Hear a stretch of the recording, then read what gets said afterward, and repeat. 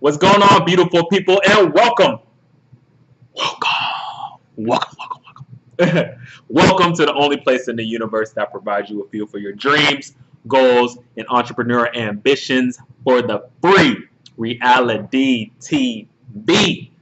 Today we're going to be talking about Outliers by Malcolm Gladwell. Many of you have read this. Many of you have your own opinions about this, and I'm excited to talk about what I grasp from it and give you some of my ideas and thoughts about the book. I finally completed it, so we're going to jump right into it. So if you don't know, the people that have not read the book, Outliers, it talks about success in a nutshell, but it's not exactly what we think in regards to success. Like if you work hard, you'll get the dreams.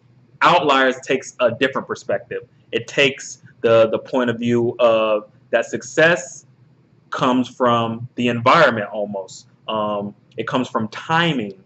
It comes from your certain situation and being in the almost the right place at the right time, or being born in the right type of year. And that has just as much to do, if not more, for your success than the hard work. So that is what pretty much Outliers is based on, and it has a breadth of examples and things like that that it illustrates to move on its point. So a few things that I did like about the book, how it gets its point across.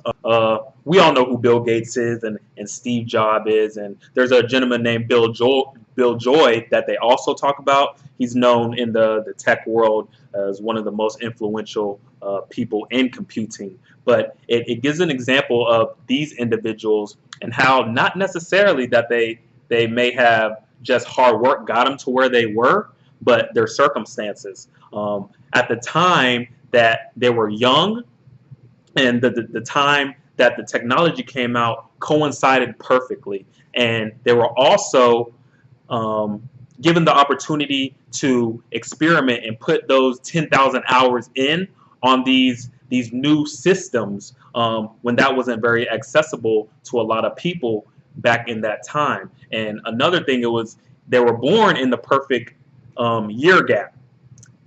Bill Joy was born 1954. Steve Jobs, 1955, Bill Gates, 1955. So that just so happened that they were just young enough to put those 10,000 hours in before the whole computing boom, happened. And by the time they had them 10,000 hours, not only because of their circumstances and being able to access this technology that was highly expensive and not easy to access by the regular person, but also by the time that knowledge was what was like mainstream, like the back of their heads, that's when the technology caught up and they could execute their Apples, their Microsofts, their Adobes. So that's one example Outliers gives about how the environment and people's exterior and the time of year they were born really help. It also talks about Jewish immigrants. It gives an example about that. The late 19th century and the early 20th century, when they came over, a lot of them had to, congregate in a particular suburban area just because of the times and the situations. And their particular skill set of dressmaking and sewing, due to the economic times of that era, were so important. They were able to almost build their own empires just because not only from where they came from, they had developed that skill set with that 10,000 hours, but also the perfect timing. By the time when the economy started to rise, and while the economy's rising, they're rising their businesses, building those businesses up, then it all comes to a head, boom.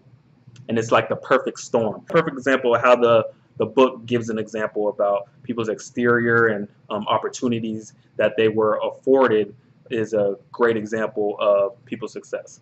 Now, the issue that I had with the book is like, okay, so if I'm not born in a certain time of year, if I don't have this certain opportunity to put 10,000 hours in at a certain, age, just screwed. I can forget about my dreams. Like, there's nothing I can do. We're just all hopeless to just live minute inferior vision for ourselves.